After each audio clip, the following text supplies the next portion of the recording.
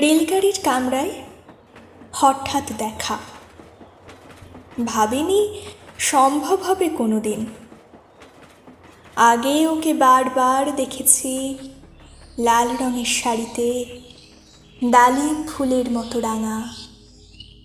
আজ পড়েছে কালো রেশমের কাপড়, আঁচল তুলেছে মাথায়, দোলন চাপার মতো চিকন গৌড় মুখখানি ঘিরে। মনে হলো কালো রঙে একটা গভীর দূরত্ব ঘনিয়ে নিয়েছে নিজের চারদিকে, যে দূরত্ব সর্ষে ক্ষেতের শেষ সীমানায় শালবনের নীলাঞ্জনে।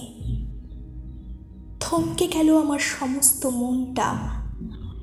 চেনা লোককে দেখলে অচেনার গাম্ভীর্যে।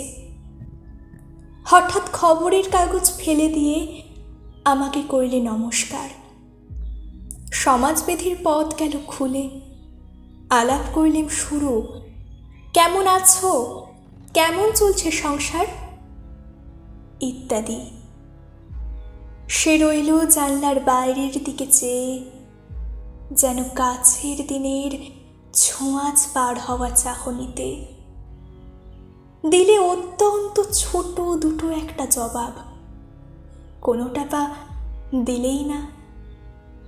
বুঝিয়ে দিলে হাতের অস্থিরতায়, কেন এসব কথা, এর চেয়ে অনেক ভালো চুপ করে থাকা। আমি ছিলাম অন্য বেঞ্চিতে ওর সাথীদের সঙ্গে। এক সময় আঙুল নেড়ে জানালে কাছে আসতে। মনে হলো কম সাহস নয়। বসলুম ওর এক বেঞ্চিতে। গাড়ির আওয়াজের আড়ালে বললে মৃদুস্বরে, কিছু মনে করো না, সময় কোথা, সময় নষ্ট করবার।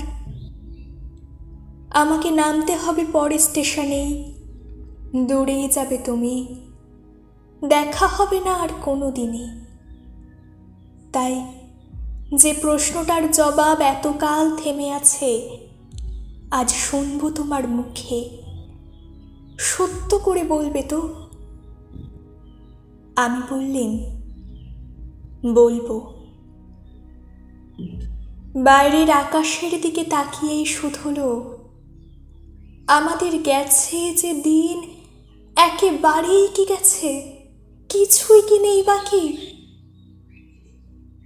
একটুকু রইলেন চুপ করে, তারপর বললেন, রাতের সব তারায় আছে দিনের আলোর গভীরে। খটকা লাগলো, কি জানি বানিয়ে বললেন নাকি। ও বললে, থাক এখন যাও ওদিকে।